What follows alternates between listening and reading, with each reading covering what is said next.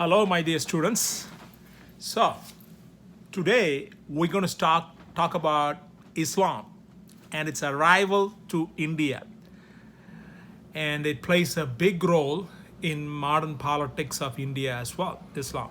So, let's talk about Islam for those who have no idea background about Islamic history. Islam started in Saudi Arabia. Okay, let me give you a story of Prophet Muhammad. Stories are the best way to remember things, right? Prophet Muhammad was born in Saudi Arabia, okay, in 6th century AD, 6th century AD, and he grew up there as a poor boy. He lost his father before even he was born. His mother died when he was young. His uncle was taking care of him.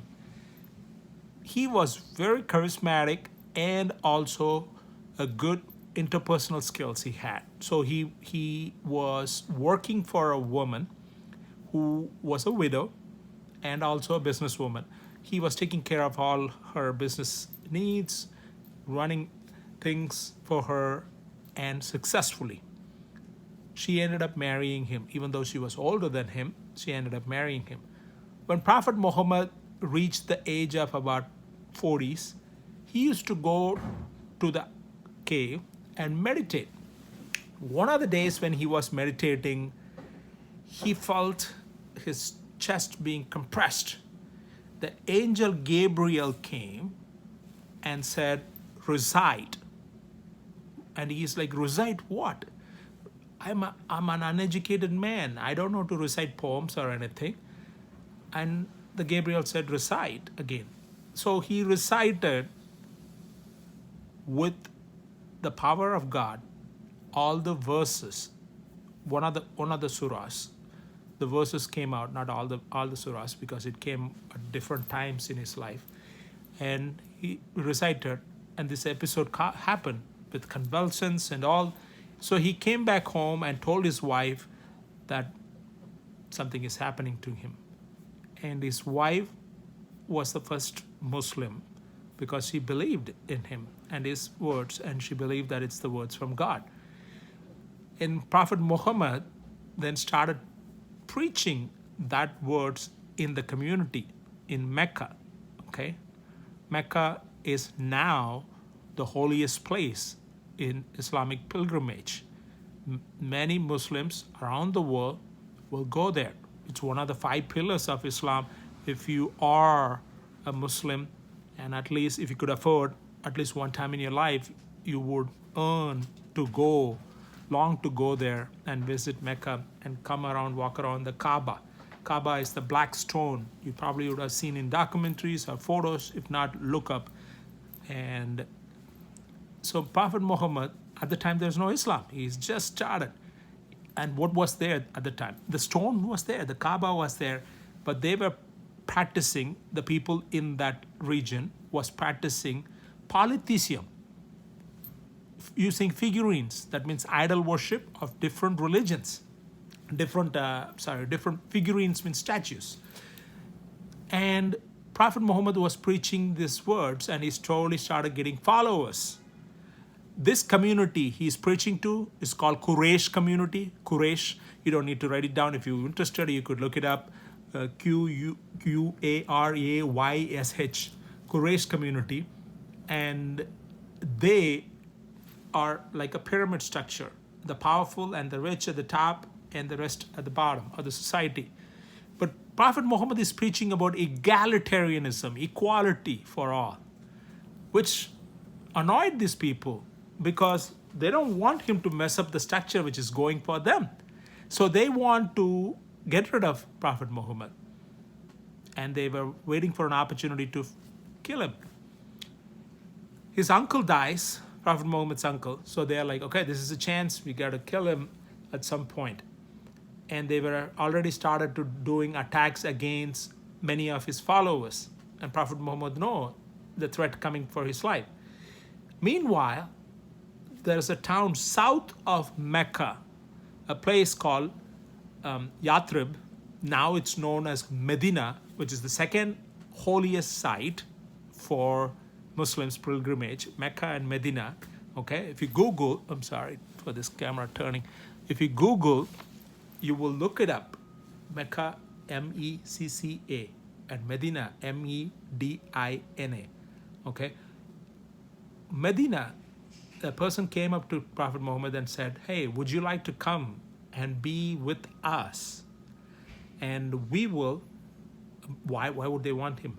Because he's a good arbiter, a judge of disputes. So to settle disputes in our place. And he said, I would. But if you allow my followers also to come and live there with me. The man agreed. And so Prophet Muhammad severs the ties. You might think, oh, it's no big deal.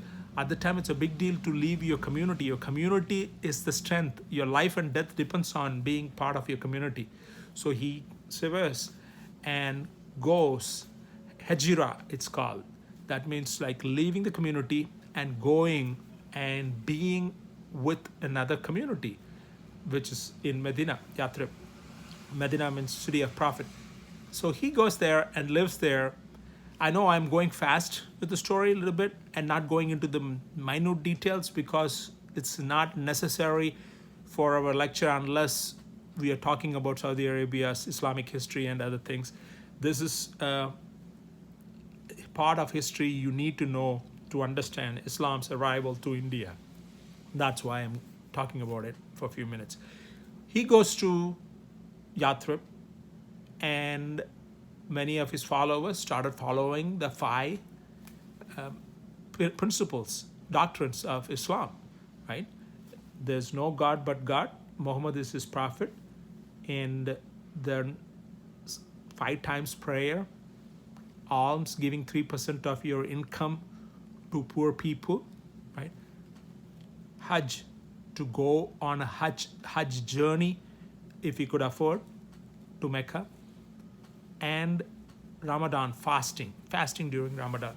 These are the 5 pillars if you want to write it down. While they're doing this, they're short of money. They don't have their trades. They left their trades and other things in Mecca. So they are getting involved in raiding caravans which are going on the highway. At the time, it's morally correct in their community. You cannot kill people, but you could go on raid on the goods. Mecca is a very important hub of international trade going around at the time. Caravans, camels, bringing goods from different places, from Central Asia and everything. And so these guys going and raiding and capturing some of those goods. And the Meccans are now pissed. So they want to wage a war against Prophet Muhammad and his followers.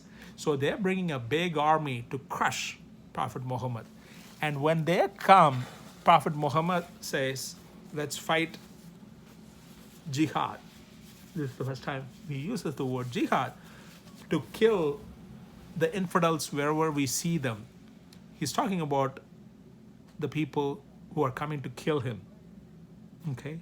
Some extremists have taken this out of context. You have to keep this in mind because we'll be talking about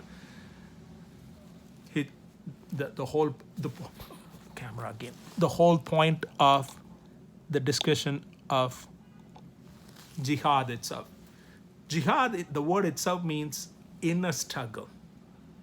Okay, the struggle between good and bad. Here, Prophet Muhammad was talking about struggle against the infidels, non-believers, coming from the Quraysh community to kill. So they fought the battle. Many battles were fought. Even Prophet Muhammad was very close to getting killed.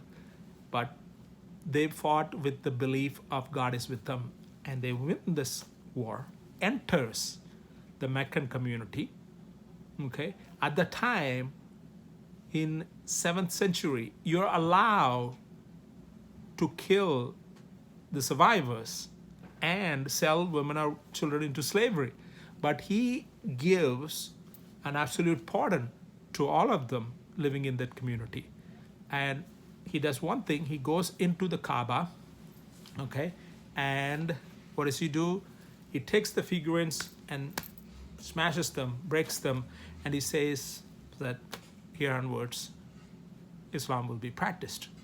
So he become both the political and religious leader for the community. You understand? It's a religious and political. There's a separation of church and state in the West, which came from the idea of enlightenment in the Europe, right? That is only just 400, 500 years ago. And it came to the United States. Now we have separation of church and state. Whereas there, both the political and religious leader is one.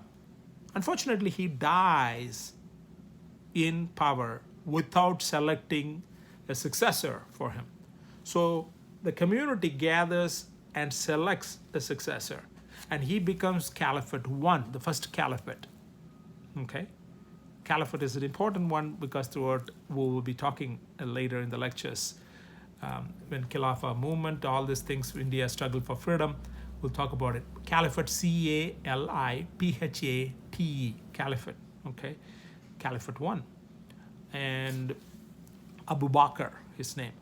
And then comes Omar. When Abu Bakr dies, Omar, the second one, Caliphate comes. And the third, when the second one, Omar, is tall and big guy who spread Islam far away through war, force.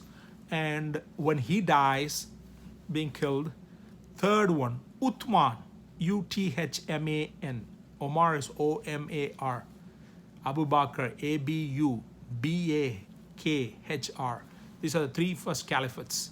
Now, these three caliphates are Sunni form of Islam, which is the 85% of the world's Muslims are Sunni, S-U-N-N-I. That's one sect of Islam. And there's another one called Shia. There are many Muslim minorities. And in that, this is like a divide, like Catholics, Protestant, okay? Just for you to understand. There's a lot of differences, but for you to understand what division inside a religion, if you're thinking. And the Shia version believed after Prophet Muhammad's death, it should have gone, the title of caliphate should have gone, the successor should have been one of Prophet Muhammad's family member, which happened to be Ali, A-L-I, who was son-in-law of the Prophet. It didn't happen until these three guys die, and then fourth, Ali finally gets his job. Ali also dies, but Islam keeps spreading, okay? And now in this context, it spread to Iran as well. We're talking about Saudi Arabia in a small Mecca region, and it spread throughout Saudi Arabia, and then spreads to east and the west, to Egypt, and to Iran, Persia. At the time, Iran is Persians, right? They are not Muslims. And you're like, really? Yeah, a lot of them don't know. Yes, these are Arabs, Saudi Arabians, and they spread to many Arab countries, modern Arab countries, outside of Saudi Arabia. But at the time, it also spread to non-Arab countries, like Iran is not an Arab country, a Persian country, where they were practicing Zoroastrianism, one of the religions, okay? And the Persians observed. You could talk long for how the culture of Persian observed Islam, of course, through force. It came to. Now, for our lecture, we want to talk about, cutting from here, go to how it came to India. Okay, are you ready? So Islam came about 11th century.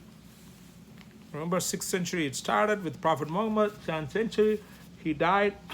It came in 11th century to India.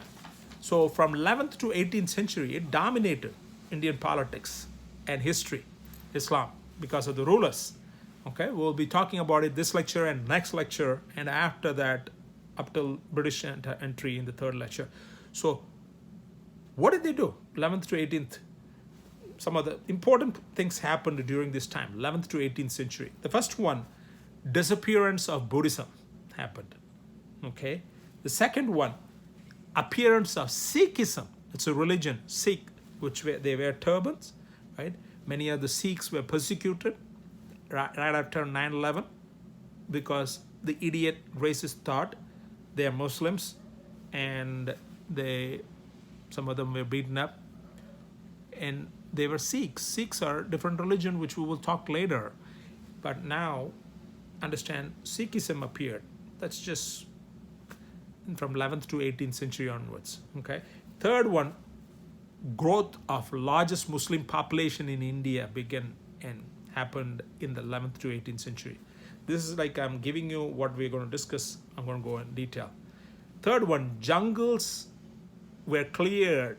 Population started increasing in India, and we need agricultural land. So many jungles. India was a very filled with jungles, wild animals, 11th century.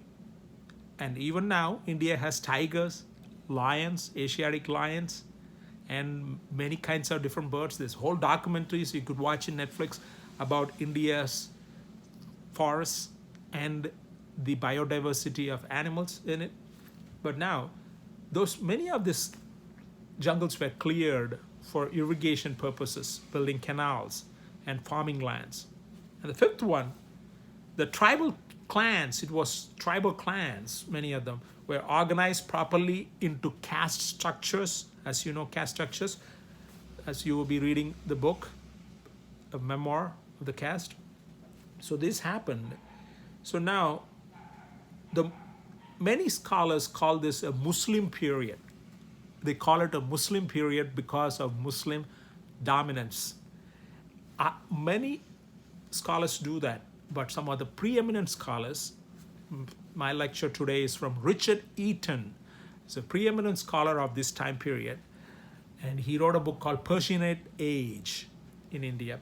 And he said this shouldn't be called a Muslim conquest when Islam came to India. You know why he says that? Even though it came through violence and force. Why he says that? He reasons it, you don't call the conquistadors who went from Europe, Spain, to conquer the indigenous society of Incas, right? In Peru, I'm talking about in 16th century. You don't call them as Catholic or Christian conquerors. You call them as Spanish conquerors, right? Spaniards. So similarly, this should be mentioned as Persian Age, Persianate, Persianate, Persianate Age. Okay, so from 11th to the 18th, 19th century even, 19th century is when finally the last Mughal emperor dies. We'll talk about that. There is an strong interaction of Sanskrit, the Hindu language, Sanskrit and Persian. Okay, Persian become the lingua franca. Lingua franca. Well, now English is the lingua franca of the world wherever you go. The UN has a lingua franca, French and English, right? English. In ancient times, Romans were the powerful, so Latin was the lingua franca of international business. Persian was the lingua franca in governmental circles, not only in India, from 11th to 18th century. Even when Marco Polo went to China, the Chinese administration used Persian as the lingua franca. Okay, and they also considered it as their top foreign language as well, the Persian. Now, I already told you that Islam brought the brought the political and religious leadership together as the caliphate. But the idea of separation of church and state, you would think started in Enlightenment, came to the West. It's a Western idea. Even in the 11th century, Richard Eaton is an American scholar writing, even in the 11th century, Iran and Central Asia had this idea of separation of church and state. Yeah. And there is even a beautiful maxim, I wrote it down, maxim, short one. It's written by a historian, if you want to write, Ibn, I-B-N, Balkhi, B-A-L-K-H-I. He said, there's no kingdom without army. Okay, yes, true. And he said, there's no army without wealth. Okay, There's no wealth without material prosperity of the people, of the country. And there's no material prosperity without justice. So justice is the key for a kingdom, you see. And the many kings, the Persianate age, observe that. That is the value, justice. And what kind of justice are you talking about? That we'll talk when we talk about individual kings. But now, they were mentioned, king is a mere servant. His job is to distribute justice. And so, and he's only short time on earth here, okay? So the Persian language and Persian culture dominated is an understatement. And in fact, by 19th century in India, there were more Persian dictionaries made in India than in Iran. That's how much Persian culture affected. Why are we talking about Persian culture and this effect? Because we need to understand, see, each society historically has an effect, cultural effect. So if you read Russian cultural history, I was reading a book they called Natasha's Dance, and it talks about French influence in, who would have thought, in literature, arts, dance in Russia. Similarly, Persian influence in India. Okay, so now let's talk about the invasion. Okay, let's talk in the modern context what they think, and also we'll go back. The invasion happened with Muhammad Ghazni. How do you spell Muhammad? Mahmud, first name. Ghazni, Ghazni, Ghazni,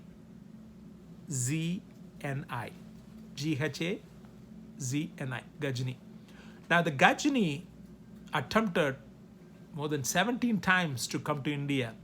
It's not that he failed all the time. Every time he came, he plundered Indian temples. Who's this guy, Ghazni? He came from Afghanistan, okay?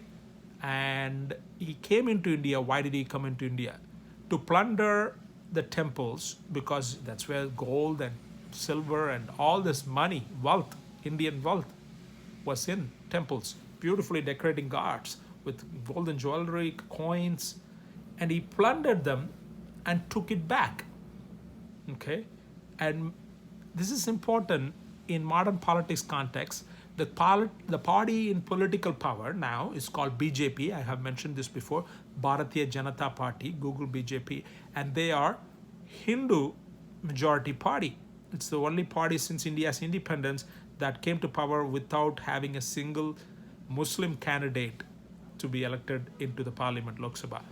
They are saffron color is they're Hindu. Some critics call them Hindu fanatics and oppress Muslims. So this Hindu party mentions that the Muslims were oppressors and came and killed and dominated Hindu people, and we need to take our country back. Okay, based on history, every country has politics. So the Liberal Party is the Congress party. Congress, like our parliament, our building Congress. Congress is a party in India. And so the BJP party says, look what Muhammad Ghazni did. He came and plundered Hindu temples which in religious fervor and took Hindu wealth. So one of the temples they mention is Somnath, Somnath. Write it down. It's still in Gujarat, a state, Gujarat, Gujarat, Gujarat. Now, here's the key. Yes, he did plunder and take the wealth and destroy temples, but not in a religious fervor, according to Richard Eaton. It's a great scholar. Why? What do you mean here? It's not for religious fervor. Because Richard Eaton explains Rajendra Chola is a Chola emperor, Chola, Chola, from the south, South India, from my state where I am, of course, 1,000 years ago, went up north. He's a Hindu, plundered Hindu temples and took the wealth in the northern kings he conquered, Hindu kings, their temple wealth and the statues back, some of them, not all of them, back to to South India. Now, the Hindu majority party doesn't talk about him. Then why would he do that?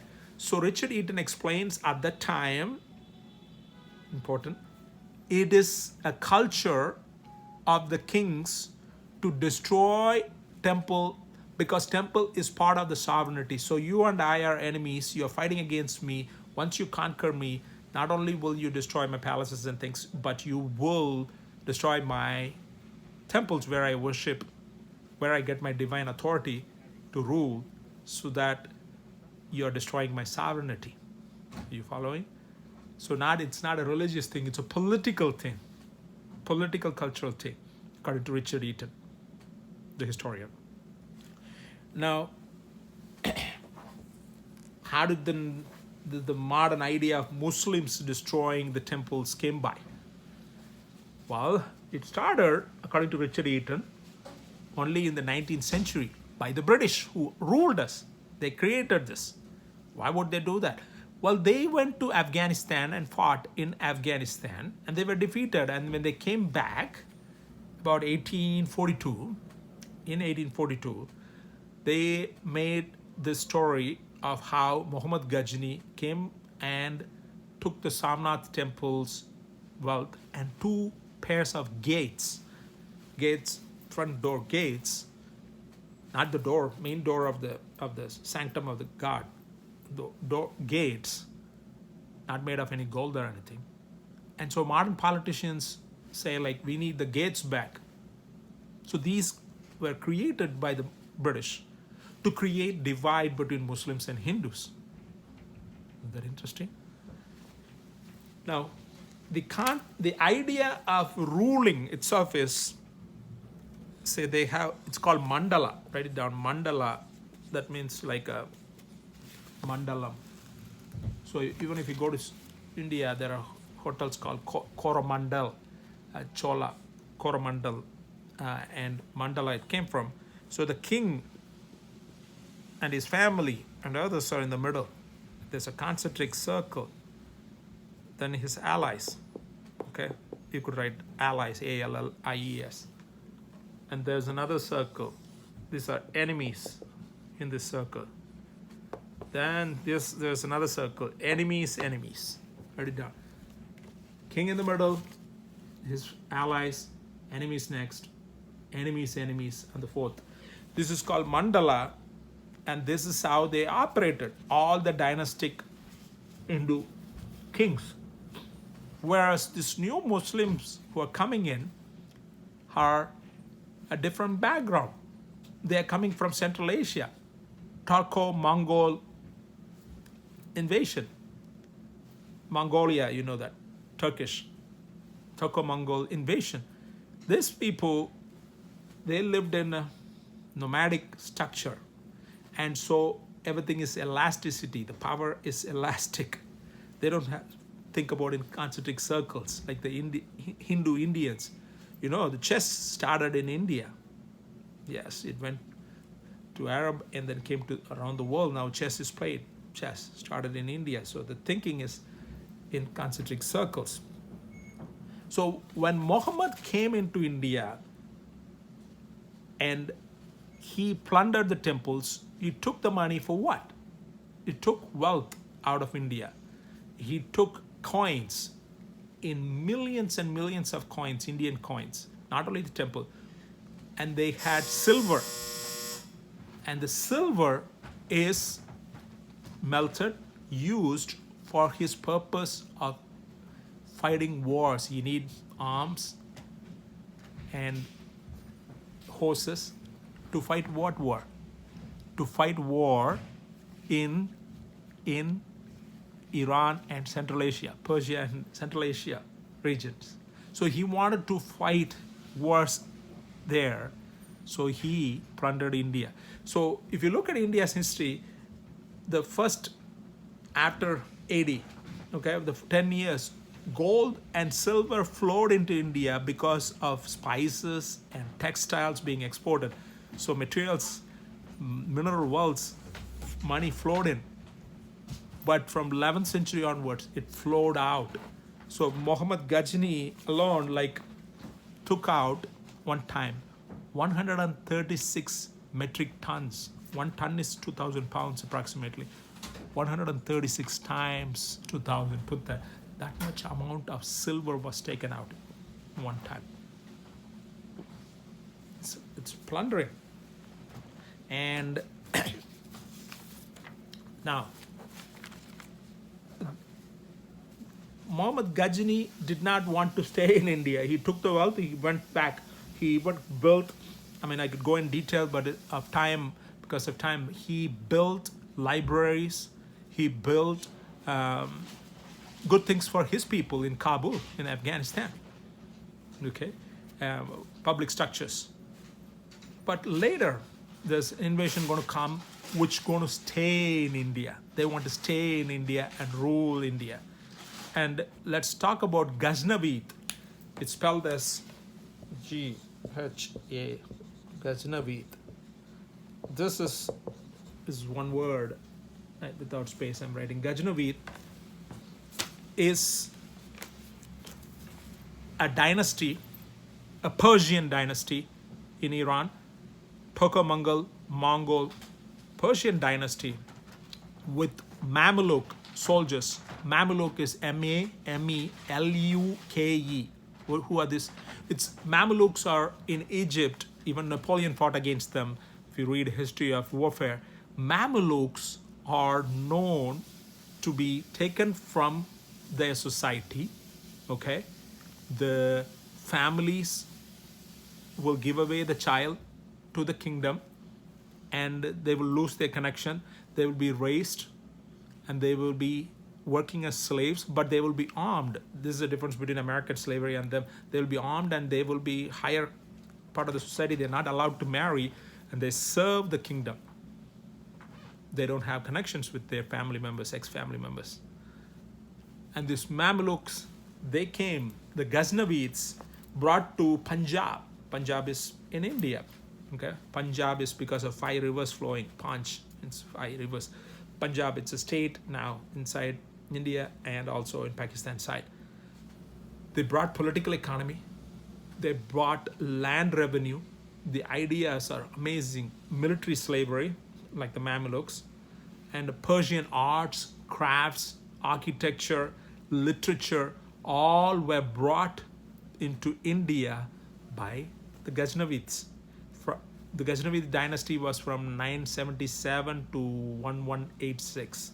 Okay, so they came into India, and so now Muhammad Ghori is the first one. Write it down. Muhammad is Muhammad. Muhammad. Okay, you could spell Ghori as Ghori. Muhammad Ghori. He is the ruler who came to stay. Okay, and he made initial raids not on Hindus. Again, Richard Eaton reminds us, on Muslims as well, not just on Hindus. So Muhammad Ghori, and he created coins once he started occupying some of the Indian states, princess states. He made coins, and coins were filled with not just his culture. He is mixing the cultures, like globalization. Devangiri script.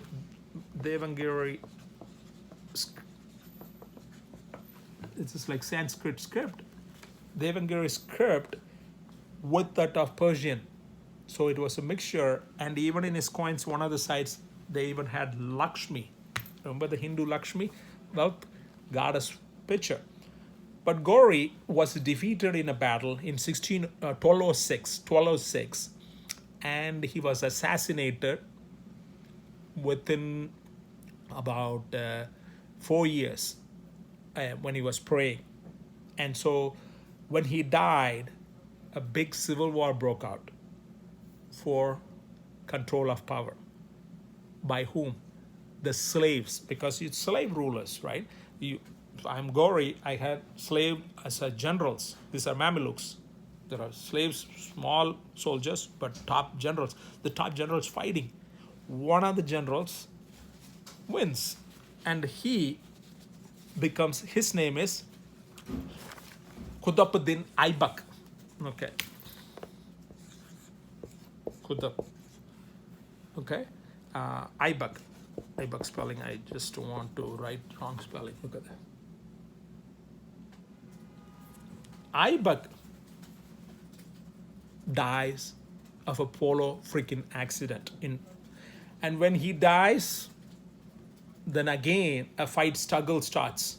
Now they want to know whether power will go to the son of Aibak, because that's the Persian way, right? The Persian way is like hereditary. Like my son will rule, son's son will rule, kingdom. But the Ghaznavid have a slaves who were slaves, they could fight and take over. And so when the Aibak died, the power struggle started. One of his slaves named Iltumas, I'm going to write, make sure. Yeah, the names are hard. This is a slave dynasty. It's called slave dynasty. And after this slave dynasty, there are 4 other dynasties going to come. The whole thing, the 5 dynasties are together called Delhi Sultanate. Delhi, you know how to spell it? Delhi. That's the capital of India now. And Delhi is the place they use. Sultanate is Sultanate. They're sultans. They're emperors. They brought even the word not outside from India, Sultanate. Delhi Sultanate. And Iltutmish takes over power. And what he does, he kills the son of Aibak, but to gain legitimacy and for stopping public PR disaster, he marries the daughter of, he kills the son but marries the daughter, Iltutmish, and he also builds, 3 more stories to already built tower, Qutbuddin Minar. It's a minaret built by Qutbuddin Aibak. If you Google Qutb Minar, which is India's one of marvelous minar, Google it, see the image. That's how you will remember things. And he built 3 more stories, Iltutmish. But when Iltutmish dies, yeah, of course, these guys don't stay in power for long. They're assassinated or in war. Also, there's no modern medicine at the time. Dies. The slavery form of fighting goes away, and his sons inherit. All the 4 members of his family, one by one, inherits power. The Persian model kicks in rather than the Ghaznavid model. Okay? And even slavery started disappearing. The Mamluk slavery type administration started disappearing. Slave sons gets the job of the father. And so this things started changing. And now we're going to bring another 5 minutes. I'll discuss this. Another dynasty, which is called Tughlaq dynasty. After slave dynasty, Delhi Sultanate have 5.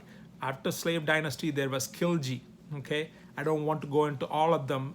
I want to give you the important ones because, as you know, this alone you could teach a whole course on the Persianate age. Khilji dynasty, the slave dynasty, Khilji dynasty, Tughlaq dynasty. That's in the middle of the 5. Tughlaq dynasty.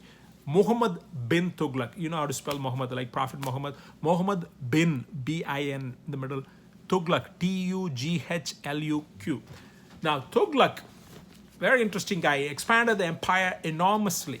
So I'm going to talk about like 6 points and going to finish this lecture. First one, even though he expanded the empire, he did a lot of blunders. One of the blunder, he sent troops to China to go and conquer through Himalayas. The troops perished, and partial troops reached there, were beaten up by the Chinese, and they came back. Then he sent troops to conquer faraway Afghanistan. Okay? And when they went through the Hindu Kush mountains, the Hindu Kush itself means Hindu killer. They were killed, okay? Indian killer. Hindu Kush means Indian killers. The snow and others killed and decimated the army. So he had like fantasies. Maybe he was bipolar. He just have, he would come up with the idea and ask people to do it, his soldiers, and if they don't do, of course, they will be killed. So they will do it. And he also moved his third one. He also moved, for who are keeping track, his capital from Delhi to the south so that he could conquer south, have more influence there in the south. And he called it Dauladabad, Daulattabad.